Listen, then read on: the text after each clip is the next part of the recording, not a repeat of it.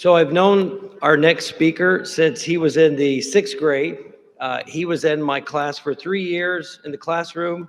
So we're at SmallSat about 2017, and he comes to me and he says, "Hey, I've got this idea for a CubeSat." Now we had just been selected. We had been selected the previous year for our first CubeSat. I'm sorry, it was 2018. And I had written the first proposal. And what I did was I said, okay, here is the proposal that worked for us last year, and take it and let's do this thing. So he spent a lot of his own, he put a great effort into working on the draft for this proposal. It was submitted and it was selected. And that's tough when you go 2 for 2 on grants or competitions, because since then we've gone like 0 for 10. But it was such a thrilling moment, and I'm really proud of this young man who is also in the 11th grade now. So I worked with this young man for 5 years, and he has done an extraordinary body of work. So I'm really just real thrilled to introduce Mr. Samer Elhoushy.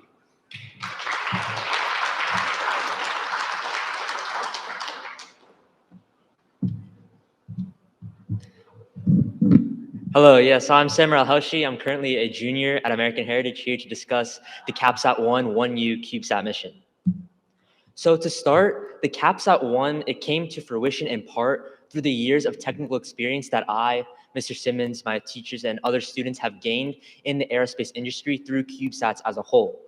So as Mr. Simmons was alluding to previously, we have worked and developed another satellite with NASA's CubeSat launch initiative called the WISat-1 mission, which launched again in that year, 2018. The WISat-1 students, I was in sixth grade when I was first introduced to the WISat-1 mission. I was introduced to it at the tail end of its development, but the fact that I was a part of that program and the fact that I was already introduced to this to the aerospace industry at a very young age, it allowed me to, again, use that experience in the development of the CapSat-1 proposal, like what Mr. Simmons mentioned. And not only in the technical aspect, but I was also able to learn about legislative advocacy, how to advocate for the goals of working with CubeSats in the aerospace industry, which is ultimately the educational opportunities that it provides for students. And you can see here some images from the development of the WISat-1 and its eventual launch. So now to begin with the background of the CapSat-1 mission itself, like what Mr. Simmons was introducing, I came up with the idea originally as I left the SmallSat conference in Logan, Utah. That conference was pretty much a hotspot for aerospace companies, industry, academia to discuss their findings, to discuss their impacts in the aerospace industry, specifically, in development of satellites or in, just generally aerospace, as well as an educational aspect. And I was able to communicate with these companies and think up an idea to potentially create for a satellite. So as a result, I submitted that proposal, created it in November of 2018. And at that time, I was in 7th grade. And in March of 2019, just right after, it got selected to the 10th annual round of CubeSat Launch Initiative affiliated missions with NASA. This was the only high school to be selected. It was selected alongside MIT, Yale University, Purdue University, and other large large educational and industrial bodies. And in hopes of preparing for that proposal, I had to create many reviews. I had to make sure that I was very in-depth as to what this mission was hoping to accomplish and how it affiliated with NASA's strategic development goals.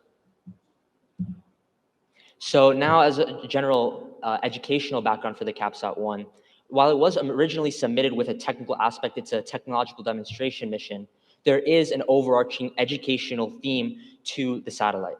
So the educational theme of this is based on psychologist David Cobb's hands-on experiential learning model, which essentially goes beyond the standard level of education that you see in the secondary level to try and provide hands-on learning to students so they don't necessarily have to just learn something straight from reading or learning something in the third person, but being able to participate directly in an action where they can physically gain that development, gain that sense of learning and knowledge, which they can apply in the very long term as they graduate from secondary education, eventually into the aerospace industry or other industries.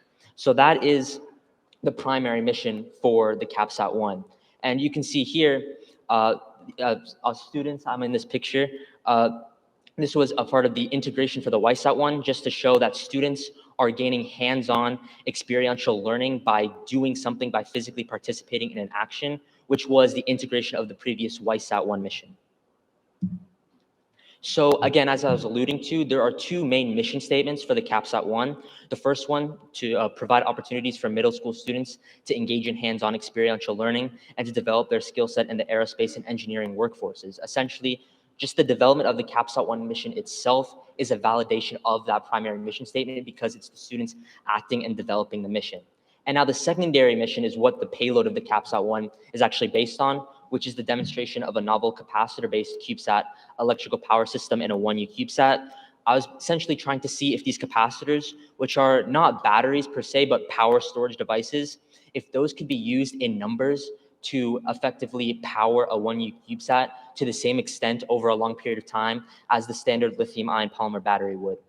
And here you can see a mission patch for the CAPSAT-1, as well as the cover for the initial proposal that we made to NASA's CubeSat launch initiative in 2018.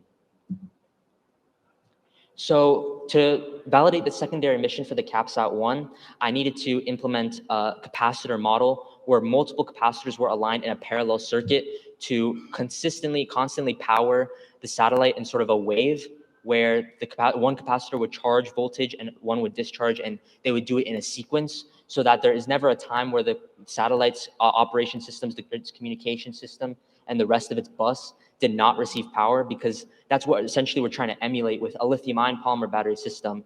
That's a constant power to the satellite with the help of solar panels. So that is essentially what the CAPSAT-1 is trying to do with these 2.5 farad capacitors. So the CAPSAT-1 mission procedure began with its power up as it deployed from the ISS. I'll go into a little further detail on the current status because the CAPSAT-1 did successfully launch, which I'm very proud of. But the mission procedure in general was for it to power on with these capacitors. And as the mission powered on and as we started to collect data, these capacitors would constantly charge and discharge in cycles over a period of 6 months to a year, in hopes of seeing if the capacitors can compete with lithium-ion polymer batteries over that period of time. Because we know that capacitors could theoretically be much safer than lithium-ion polymer batteries because they have a much smaller form factor, which means that there's much less of a likelihood for them to potentially corrode the chassis of the CubeSat or to burn up, explode in the worst circumstances. So if we could validate the aspect of the capacitor that they could power a CubeSat and that they could actually efficiently allow the CubeSat to execute its mission, that is what we were trying to find out with this satellite. So the theory behind the purpose of the CAPSAT-1 secondary mission was the concept of energy density, and the calculations for it are based on, like as you can see here. So energy density in a lithium-ion polymer battery, pretty much the standard for CubeSat satellites today, there's a very high energy density there because it needs to be high for such a small satellite for to be consistently powered over time. It needs to have a high energy density so it can work in conjunction with solar panels to consistently power the CubeSat satellite. Capacitors individually have very low energy density, which is which is what I was explaining before about the safety benefits of capacitors. But the fact that the capacitors themselves have low energy densities means that one individual capacitor cannot just constantly charge and discharge at a high enough rate to power a CubeSat all the time, or at least when it's on the light side of the Earth, or yes, when it's in its orbit facing the sun. So I essentially had to sequence the capacitors with each other so that their charge and discharge cycles sort of aligned, so that there could be a constant flow of power to the satellite. And again, going back to the primary mission statement, the educational goals of the satellite, it was essentially in the process of developing the satellite itself. The whole process is a validation of hands-on experiential learning, which is a cycle of 4 stages. First, concrete experience is the physical act of what you're doing, the action that you're taking, that you're trying to gain a learning experience from. So that is, in our case, the building of the satellite, the submission of the proposal, all of those are physical actions that you're participating in to gain some sort of learning. And then after you commit to the physical action, you try to gain some sort of observation or reflection of what you just did and how it can maybe apply to future learning. And then after you get sort of a surface level observation of what you just did, of the physical learning that you just committed to, you get some sort of an abstract application. You're trying to apply what you just learned, what you just reflected upon into future endeavors, into what you would like to do in the future.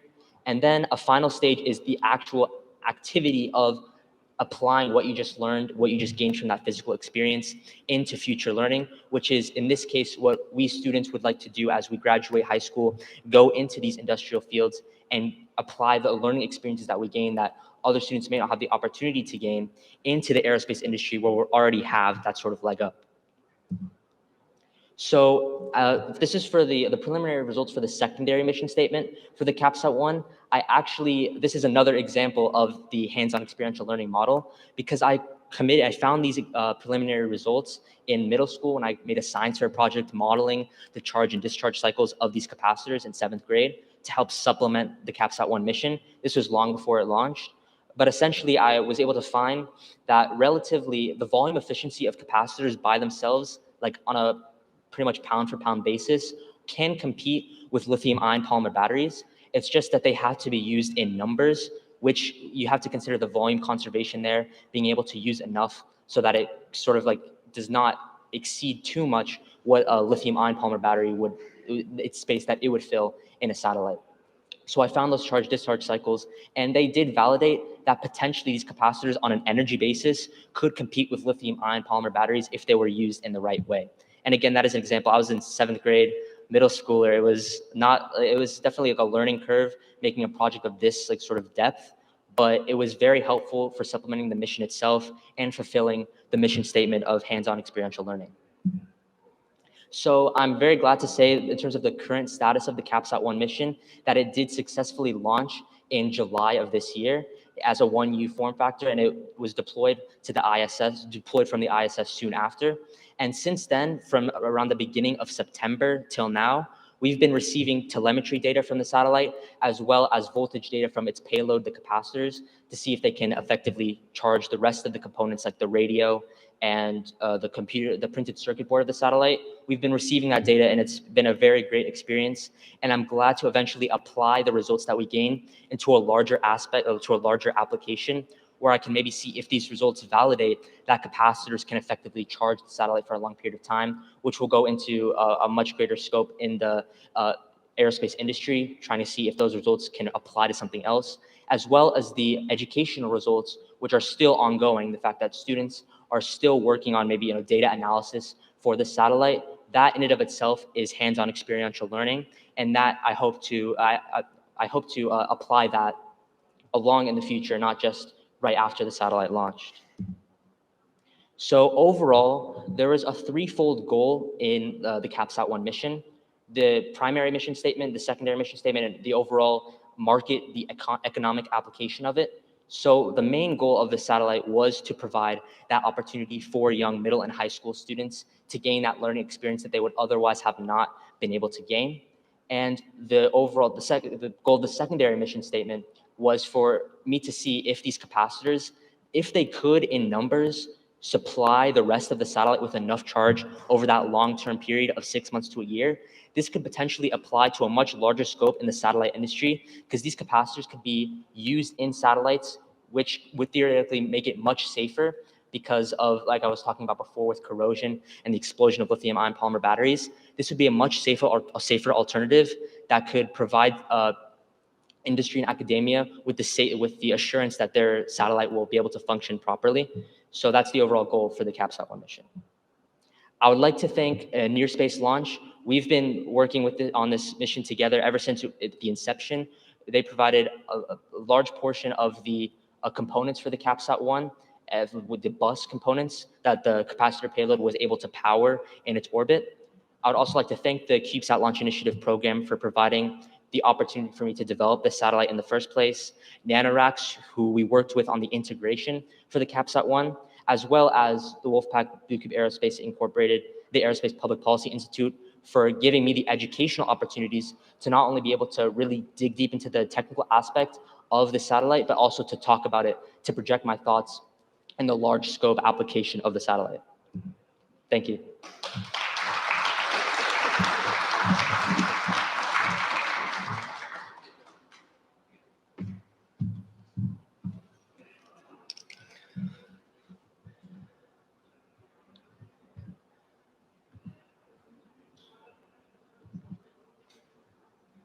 So our next speaker, I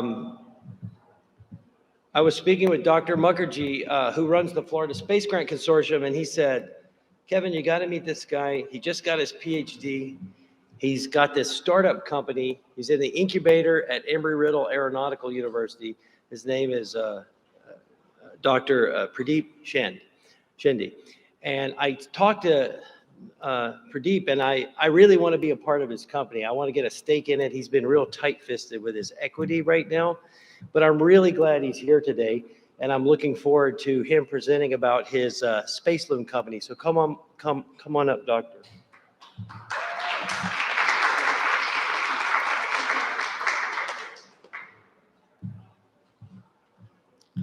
Well, thank you, Kevin, for thank you those words. Okay. Well, good afternoon, everybody. It's really good to be here and speaking to you. There are few requests came to me for presentations and panel discussions. I actually did not accept any of those on purpose because I did not plan to.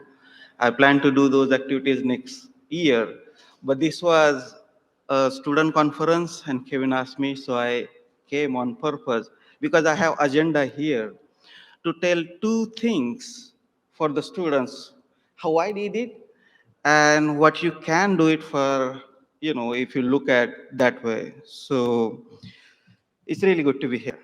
So what we are doing, I'm Pradeep Shinde as a CEO and founder of this company. But how I started is I was working a lot with Florida Space Grant, as Kevin mentioned. And I was doing those high altitude weather ballooning programs, launching those balloons. There is a one thing it happened. I wanted balloon to go like just kilometer, but it didn't go 30 kilometers. It went to 27 kilometers. And repeatedly that happened. I'm assuming you may be experiencing same problems. I thought there could be another way. I asked the question, why it doesn't go where it's supposed to go? That led to foundation of SpaceLoon. And now it is being funded by National Science Foundation, and we are working towards bringing into the market. So I will tell little bit about company, not too much details, but if you have any questions, I can answer those later. If you see this atmospheric, we've been learning about different layers of atmosphere, what are different conditions at different region. We use generally for the space technologies, you categorize atmosphere in two different types. You say, well, where you can go orbit your satellite or any system that you put it in, it's orbital region, and then a region below which your satellite doesn't flow, but you have access using the rockets that you call it suborbital region, which is generally above 30-kilometer altitude.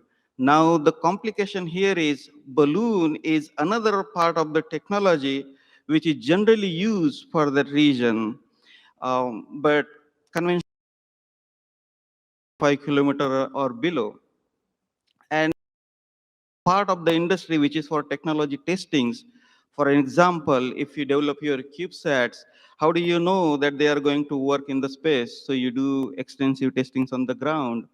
Um, so that technology testing is also done on some part on the rockets, but not on the balloons. So it gets expensive. Like previous presenter, he mentioned putting that CubeSat on ISS. Generally, their costs are very high. It takes long time to get the stuff on ISS also. So that's why we exist. What we are trying to do is we are putting a balloon to much more higher altitude in the mesosphere, which is up to 80-kilometer altitude. If you convert into feet, it's 250,000 feet altitude. Um, in addition to that, what is important to our technology is we control the vertically and horizontal altitude of the balloon. So we bring the payload back as well. So that's where we are working on it. And there are a few more other characteristics, how we are developing it, what are our precisions of control, all of those. And sometime in 2023, towards mid 23, most probably you will be able to see our system flying in the mesosphere. Well, What are the things that can be done in mesosphere? There are a lot of different applications that you are already aware of using, for astronomy. Specifically, what is the benefit that mesosphere offers? Now, I can give you a few examples. It's a we as a human, we are doing this weather ballooning for last more than 200 years. And we still every day launch a balloon, every day we do the research and try to advance our current state of understanding of how the weather is going to affect, where it's going to affect. If you just repeat those experiments in the mesosphere, another 200 years of research is right there. Okay. Mesosphere offers capabilities and the environment which was previously not possible. And ironically, NASA actually calls that space as agnosphere. I assume you understood why they call it agnosphere, because currently the way to access is only rockets. There is no other way, and rocket goes very fast. You cannot have your system for long time in situ data collection. So that's why they ignore the entire space. They call agnosphere. But then my here takeaway, if any of you, I will just go back to this one figure and I want to show one more thing. What is happening is how the technology is being advancing is, if you see, different regions are there, but what are the technologies being advanced? There is only balloon technology below stratosphere. Anything above stratosphere, you just have a rocket going there. But if you look at the way we work, the way humans as a society, we develop systems, we make multiple systems at every part of technology, like cars on the road, transportation on the road. You have motorcycle, two-wheeler, or you have cars, you have trains, all different transportation. I'm expecting if maybe we can develop some alternative transportation. Rocket is just one path that we know from the years and generation. Could there be another way to do it? I'm sure you brilliant people will be thinking something in the future. Well, thank you for all your time, and that's what I just wanted to share with you. And if you have any question, you can reach out to me for that, or also reach out to our general email address info@SpaceLoon. But for my particular email is my name is Pradeep Shinde. So email is pradeep.shinde@spaceloon.com. Thank you for your time.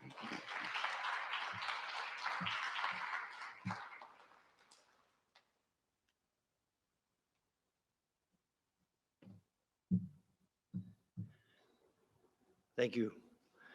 All right, we have two presentations left. One of the reasons we're here is Isabel Kennedy, and she is our next speaker. She works here at the AMF, and she's going to be sharing about the outreach opportunities and some of the events happening here. So please, Ms. Kennedy, come to the stage.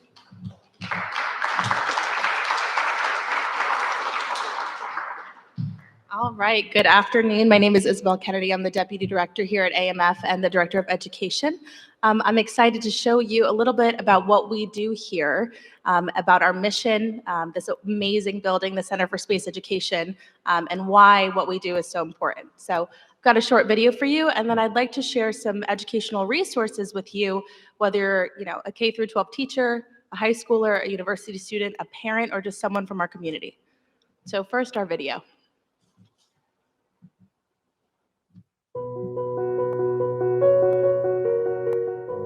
We are part of something larger than us, and it's this very profound and spiritual need that humans have to explore and to expand our God-given desires to reach out to the heavens. The Astronauts Memorial Foundation was founded in the wake of the Challenger accident, and we have a two-part mission. The first part of our mission is to honor our fallen astronauts who have made the ultimate sacrifice for our country and for our space program. And the second part of our mission is to inspire the next generation.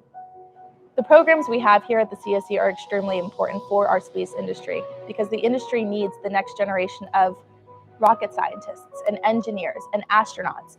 We need pipe fitters, we need welders, we need journalists, we need artists. And our job here is to inspire that next generation to come back here to Kennedy Space Center and work in our industry. They say that hydrogen and kerosene or natural gas propels our rockets. What really propels our rockets is brain power, is having these incredibly talented individuals that can build and design these wonderful flying machines. And we can't do that unless we start at a very young age. It's important for students to come here on site to Kennedy Space Center and to come here to the Center for Space Education, because there's no place like it in the world. You don't get the same experience in a classroom as you do here. Students can come here, participate in a program, come to one of our events, and then walk outside and run into an astronaut in the hallways, or step outside and see SpaceX launch a rocket, and they can feel the ground shaking beneath them. They can see this rocket taking off before them. There's no other place like Kennedy Space Center. We have a unique opportunity when we bring students on site, because not only do we get to teach them about space and the current NASA missions, but we also get to show them what that looks like in real life, and they can make that real world connection that they wouldn't get if they were just in the classroom. We have a very diverse set of programs that we do, from very, very young children, pre-K to college. But we also have programs that include professionals, Ph.D.s, and adults. And we educate from the full spectrum. The best part about what we do here is connecting students with the space industry. These students need to know that Kennedy Space Center exists and a career for them exists. As adults, we are learning, we are exploring. We don't know everything there is to know about space yet. And students are constantly learning and exploring throughout their everyday life as they grow up. And so we are able to come together on an even playing field and show students that we don't know everything either, and we get to explore together. I want, and my goal is to make sure that students that don't think that they're cut out to work here at the Space Center, or they don't think that working at NASA or for one of the commercial companies is attainable, we need to change that. And we need to make sure kids know that space is for them. Our part is to inspire and to educate, and also to remember those who have given it all, given the ultimate sacrifice, their lives for human spaceflight. What's probably most touching about that is even those who experienced and lost loved ones, like our family members, will tell you it's worthwhile, that we should not stop. We should not let that deter us, that we have a very, very worthy and profound mission that we need to fulfill, and it's important to mankind.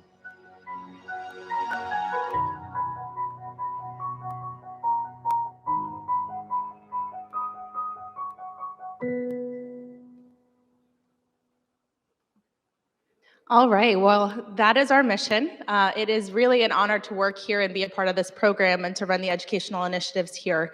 I want to share a few of them with you because I think they're really relevant. I've heard a lot of people here talk about, the next generation of pipe fitters and welders and rocket scientists.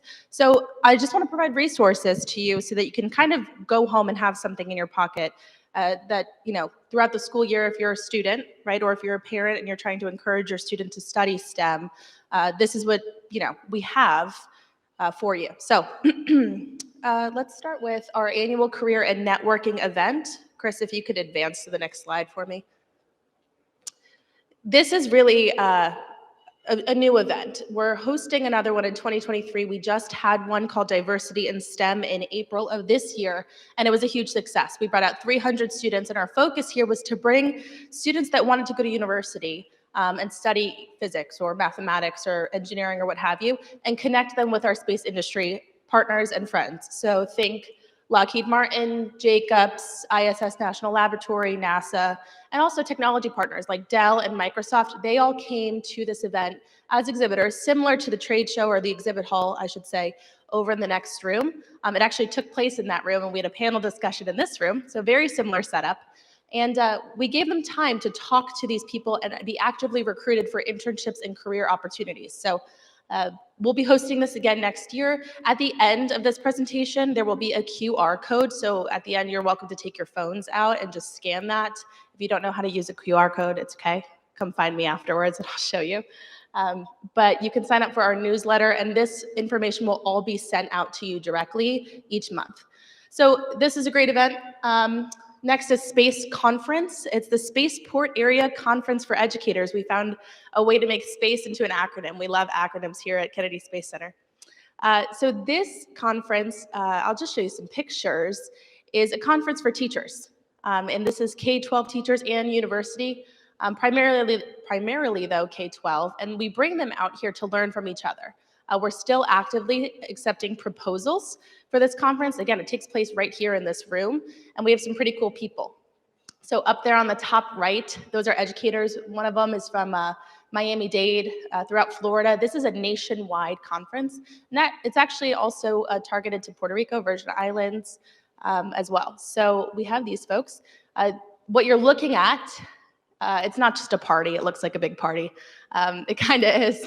Underneath the Atlantis orbiter here was an event we had called the Big Bang Ball. Basically a big celebration, a dance, a dinner, a way to celebrate these educators and let them, have some fun during their summer. This takes place in June. This conference will come back June 21st through 23rd of next year. And the stormtroopers came too. Here's some more from the conference. You know this guy, that's Thad Altman. He's our CEO and president here at AMF. In the middle, anyone know who that is? That guy? Nobody? That's Bob Cabana. He is a shuttle astronaut and the former director of Kennedy Space Center. Cool guy. He's out there dancing with some teachers. And on the top right, that's Eileen Collins. She's commander of a few space shuttle missions. Pretty cool lady. She's also on our board she's on our board of advisors, and she is the chair of our memorial committee. So she's very involved in our mission as well. So again, there will be a QR code at the end. If you are a teacher or know a teacher that might be interested in coming to Space Conference, make sure you sign up for that newsletter. The next one is the Alan Shepard Technology and Education Award. This is something that our friend Kevin Simmons is very familiar with. He's actually an awardee. This is an award that is presented at what's called the Space Symposium every year in Colorado Springs. Again, meant for teachers. So if you are a teacher, you can nominate yourself. If you know a really great teacher that's sending satellites up to space or really just engaging students in STEM, keep posted on this award. The nominations open in November, and you can certainly nominate them. It's a pretty grueling process. We really have a lot of great candidates, so we've got to narrow it down to one. This was our awardee last year, or this past April. This is Dan Saldana. Really cool guy. You can read up on him on our website, but he gets this award. You get a nice check from AMF as a reward, and then you get a free ticket to the Space Symposium in Colorado Springs. Really cool stuff. It's the best. I call it the best week of the year. It's better than Christmas. It's better than my birthday. The Space Symposium is awesome. So go ahead and nominate your teachers. This next one is am I going too fast? We're good? Thumbs up if you're with me. Awesome. This next one is the Exploration Station. This is a classroom. If you've seen the far side of our building on the south side, there is a classroom with floor-to-ceiling windows. Anyone see that when you came in? Okay, if you haven't, walk down this hallway at some point today and peer in. You can see into our classroom. It looks just like that on the right. Our educator, Kaylee Whalen, who you saw in the video, is teaching a group of junior ROTC kids, I think from the Melbourne area in this photo, and it's a hands-on 60-minute lesson, okay? So you can bring your students here free of charge, complimentary access to the visitor complex, and complimentary 60-minute lesson. You come in, you work with our educators, the kids learn something, they get hands-on, they build a mobile launcher or a crawler transporter or something related to NASA's missions in an hour, and then they have the rest of the day to explore the complex. So it's pretty darn cool. Okay, I think this is my last. NASA internships. This is for students and educators. So if you are in high school, yeah, I see you guys scanning that QR code. In high school or university, or you are a teacher, a professional educator, and you are certified, you are able to intern or apply for an internship, I should say, at one of the NASA centers. I started here as an intern in 2017 as a pre-service educator intern. I studied physics at Rutgers. Woohoo, Rutgers. All right. Yeah, right. Okay. Are you just cheering me on? Oh, nice. They're from New Jersey. Okay. I studied physics at Rutgers and got my master's in education, and so I decided to take that educator path. They have internships for teachers at NASA, and I was right here at Kennedy. I came back in 2019 as an intern and networked my way into this place, the Astronauts Memorial Foundation. So that's how I ended up here, even if your internship does not lead you, and I was a classroom teacher, by the way, high school, New Jersey. Even if your internship does not lead you to a career with NASA, it can lead you to a career with one of the partners. AMF is a partner of NASA, for example, right? There's also, the Lockheeds, the Boeings, the Jacobs, all of those guys. This is your opportunity to network and really get into our industry. So intern.nasa.gov, I'll show you what the next slide looks like. When you go to this website, STEM internship, you're going to click on this and learn more button there for those internships. And these are, I think 8 to 12 weeks over the summer or during spring or fall. Applications are open for the spring and they're open for summer. So you can narrow it down based on your field, your grade level, what your interests are. And it's something I really recommend doing. And also, they're paid. Woohoo! Okay. Question? NIFS, yes, a lot of acronyms. So OSTEM is the Office of STEM Engagement. NIFS stood for NASA Internships, Fellowships, and Scholarships. Same program, different name. There are nuances to them, but yes. Does that answer your question? Great, okay. Okay, that's all I have for you. So go ahead, take out your phone, scan this QR code, or email me at newsletter@amfcsc.org, and I will send you all of this information. And I hope that these were good resources for you. Thank you all.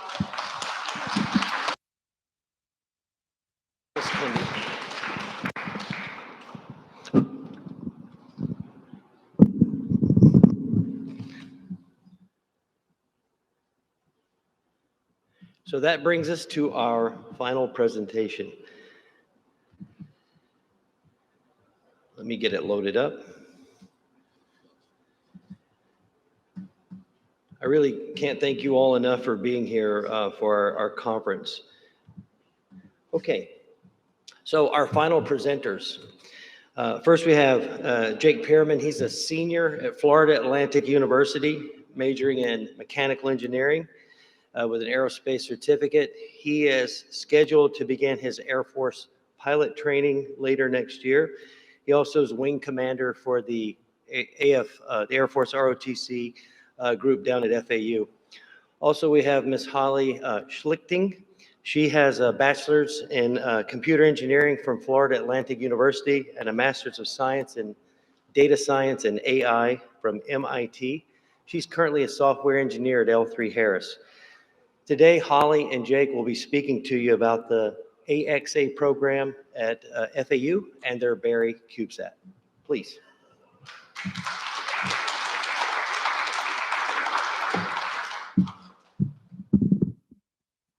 All right, well, good morning, everyone. Thank you, Mr. Simmons, for giving that introduction.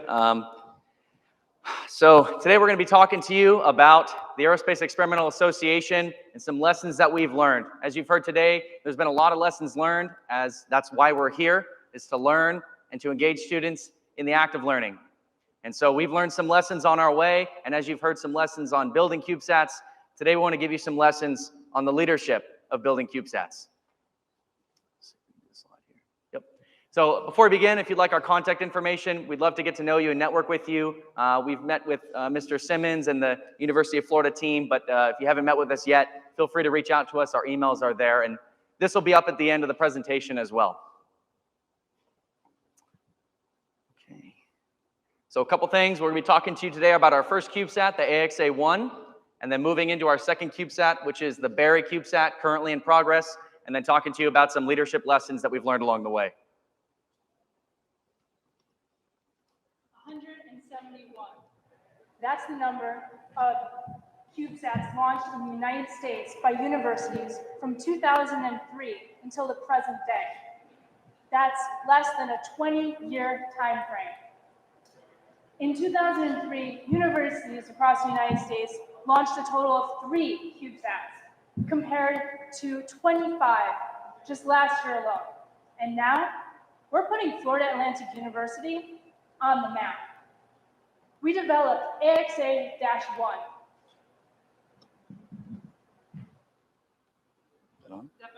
Here. Thank you. Oh, very loud now. We designed AXA-1, our first CUBE satellite for Florida Atlantic University. It was designed to be a 1U, in low Earth orbit. As all undergraduate students with no prior experience, it was an ambitious goal, I'm not gonna lie. But we knew we had one big advantage: the freedom to fail. Natalie Portman said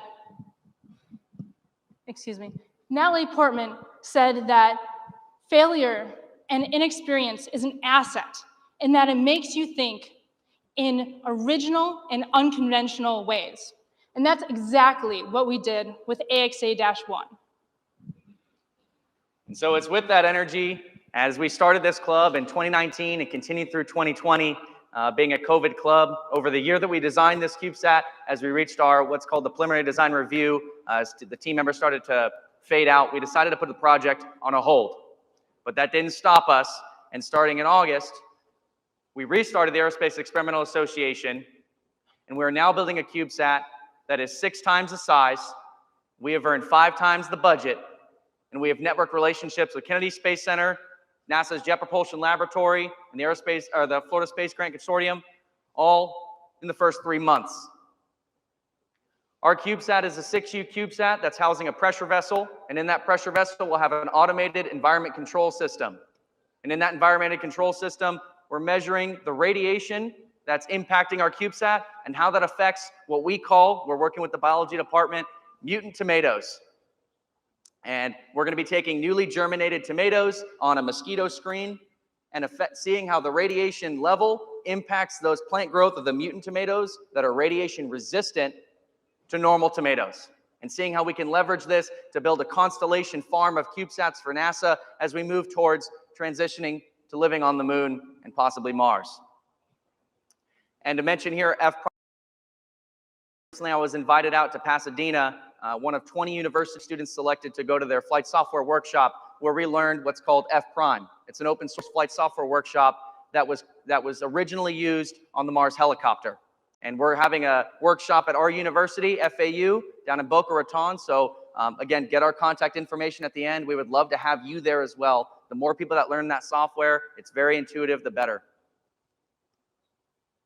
And so as we said before, there were a lot of lessons that we learned from going from AXA-1 to our Berry CubeSat. Predominantly, leadership issues. No matter if it was an issue that we had in the design or issues that we had with personnel, they all boil down to leadership problems. And so today we want to share with you some of those leadership lessons learned so that you can take them back into your team and be successful in the future. They say that there's only 2 types of leaders: efficient and inefficient. Starting and leading teams in my undergrad, it was not always a smooth ride. I can say that the word inefficient would be a generous way to describe the start of my leadership journey. I would lead these teams, but people would be confused. It would look a lot like the arrows here in this first diagram. Everybody was going different directions. Nobody was aligned at the target. People really didn't even know where the target was.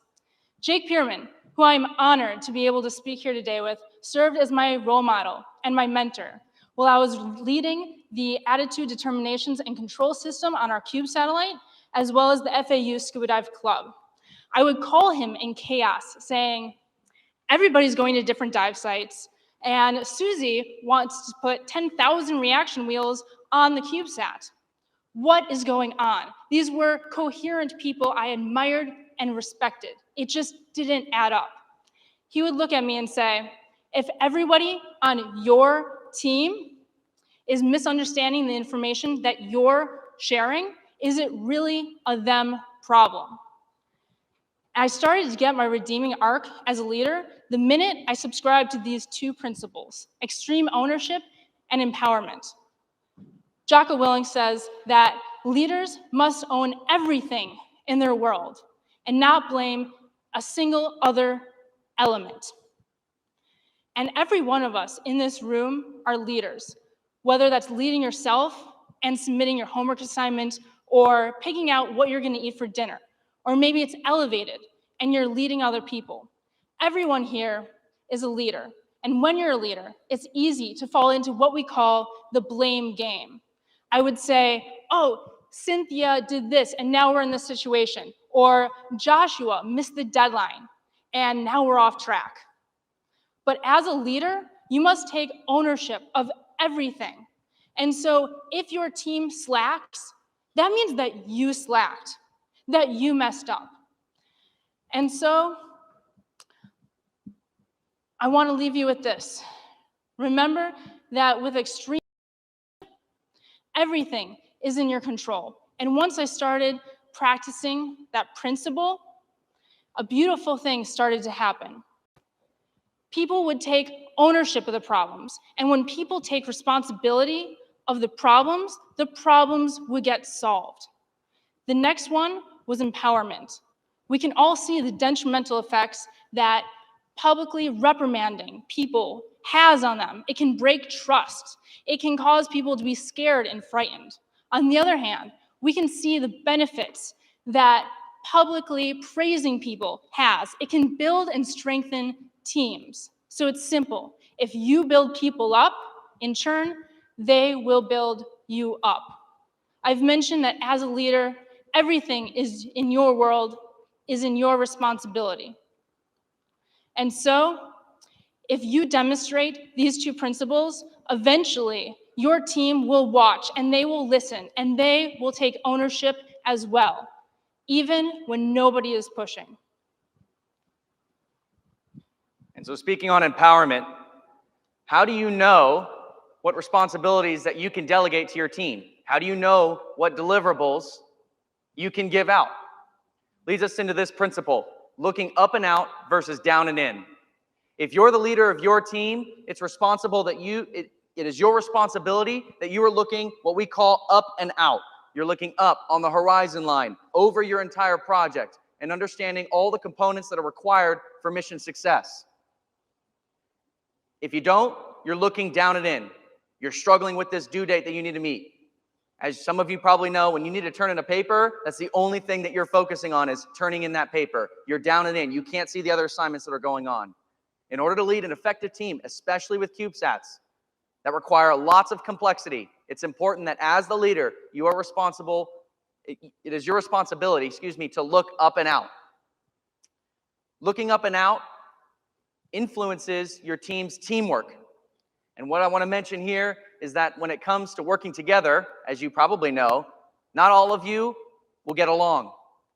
Some of you will not like how somebody does something. Some of you will not like the ideas that some other people are presenting. And that will especially come true as you give them certain tasks to accomplish. And you don't tell them how to do it, but what they need to do. And sometimes what they come back with is not what you envisioned.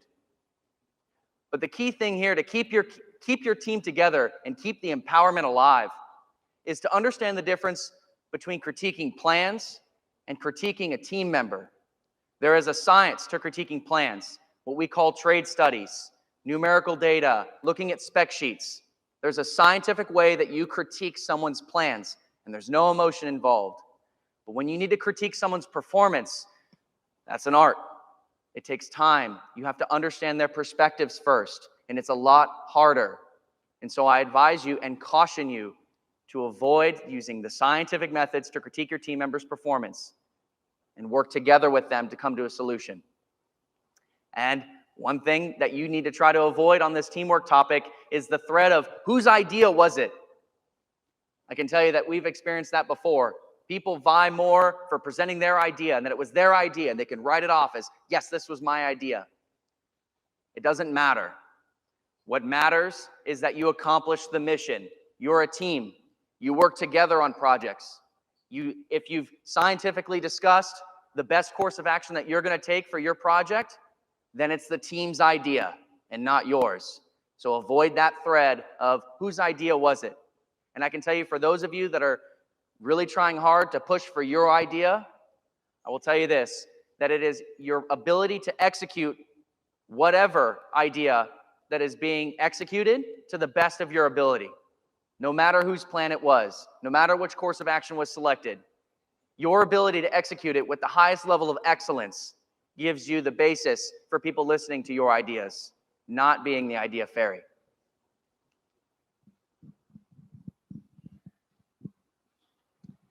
Every satellite has a mission, And so every developmental step needs to be in line with that mission. For example, the mission dictates the accuracy needed for the CubeSat satellite, which in turn dictates how many reaction wheels you need, which in turn dictates the overall monetary investment needed for the CubeSat satellite. So why not plan every decision that you make around that mission and the end goal? One decision that you can make as a team to be in line with that end goal is to practice and use good documentation. When we write things down, it brings it into reality. And so why not have everybody use this system to keep everybody on the same page, such as using team deliverables and keeping track of who is doing what. You can use documentation as the single axis that everybody circles around to keep everyone on the same page. The next thing is, as the leader of your team, it's responsible that you are in charge of your timeline. If you're only at the whim of the CubeSat launch initiative date to deliver, or at the whim of the date that your professor asked you to turn in the preliminary design review or the critical design review, if those are your only due dates that you're setting for your team, you're losing. Because if you miss that deadline, and that was the only deadline that you set for your entire team, there is a possibility that they're going to miss that deadline, as you might have experienced missing deadlines before. Something you can do to mitigate that is you set internal deadlines, or what we call soft and hard deadlines. Soft deadlines, it could be a week in advance, it could be 2 days in advance, it could be months in advance. But as the leader, you set those for your team, or the team comes together and agrees on those soft deadlines. Because if you're giving your team responsibility, they all might work at different rates, and you have to flex with that, because everyone has different skills and competencies. So if you set a soft deadline, and the team potentially misses it, it's okay, because there were no external beneficiaries affected by you missing that deadline. And you have that buffer zone between the soft deadline and the hard deadline to put all hands on deck, make the changes that need to be made, add to whatever needs to be added, and submit on the hard deadline. Another action of a successful team is understanding that subsystems have different development speeds. Let's say, for example, you're working on a CubeSat and all of your team members are mechanical. For example, at the university level, mechanical engineers. But they need to do the coding and the electrical and the mechanical design. I can guarantee you that the mechanical subsystem is going to fly past the software and the electrical subsystems because they've been doing it for the past 4 years. That's okay. One way that you can mitigate that while still allowing for that to happen is what we call, going back to documentation, an interface control document, or an ICD for short. NASA has a systems engineering document or a textbook that's online. And when I went to Pasadena, it was the first thing they talked about at the flight software workshop. Interface control documents. Simple way of putting it is it's a corkboard on the wall, and the first subsystem that comes up with their initial design or their version 1, that's what we're working with, and the other 2 systems need to build off of that one. It eliminates 3 subsystems, for example, trying to all hit each other to integrate into one CubeSat. Instead, one CubeSat or one subsystem gets to put their stake in the ground and say, hey, you other 2 subsystems, work with that. And so I highly encourage to allow for subsystems to move at different speeds, but incorporate an interface control document that's active and highly updated and regularly updated. And lastly, understand that as you move closer to that delivery date, complexity as you move towards that date increases exponentially. The software subsystem trying to integrate with the specific sensors, the hardware team trying to integrate with the mechanical team. As we heard earlier, you need to leave room for your hands to actually get into the CubeSat to tie that screw in. Complexity increases. And it also increases because your timeline is starting to shrink down for that delivery date and everyone's getting stressed out. So understand that that is a thing. And as long as you have awareness of that, you as the leader can take steps to mitigate that. So with that, we wanted to open up for any questions that you have about the flight software workshop that we have coming up in the next few months that we're inviting you to. If you'd like to know more about our mission set, or if you'd like to have any questions afterwards, we might be short on time. And so what we'll do is, these are what we talked about today. I'll put our contact information back up. As we said before, we'd love to get to network with you. We'd love to hear about any opportunities that we can provide your students, or any opportunities that you can provide our students as we continue to grow the Aerospace Experimental Association out in Boca Raton. No questions? All right, well, thank you, everybody. Have a good day.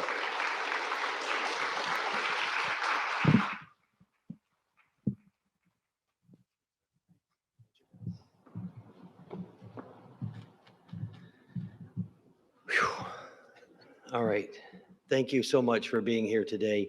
Our whole goal was to help our community come together so that we could share ideas. And what you've heard many times is that the CubeSat community is very open and willing. And we want to encourage all the educators that were here, that were online, or if you see this video down the road, find somebody that is doing CubeSat work, and they will either help you or point you to the people that will help you. We just want you to get started, make it more important part. I want to thank all my friends and people I've so much enjoyed meeting from New Jersey and New York and Colorado and Michigan, Peru, and Scotland for being with us, and for all the Floridians. It means a lot that we could be together. So I'm just saying thank you. I also want to thank the Astronaut Memorial Foundation. Chris, Isabel, and Thad, we thank you for the facility, and we'll be here next year. And I want you guys to know 99% of the wolf pack cannot drive. So their parents have been here, and they've been wonderful volunteers. I would hope that all of you educators will have some parents that will support you like mine do. And with that, I turn it over to Kevin for closing remarks. Shauna Christensen and Kevin Johnson are really, they're the reason we also had this conference, because I could not have done it without them. And so I'm going to give my good friend Kevin the final word. Thank you all for being here.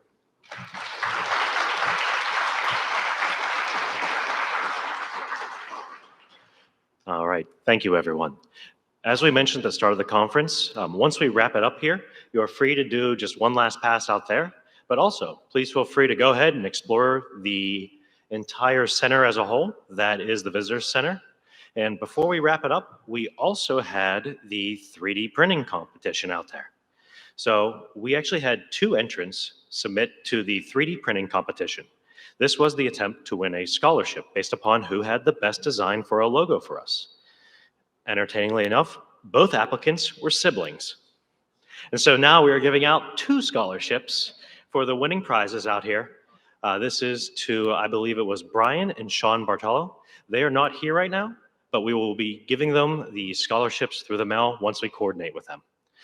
Before we do one last wrap up, I would like to thank and hope that you guys are willing to give an applause to Kevin Simmons, the brains behind the entire event.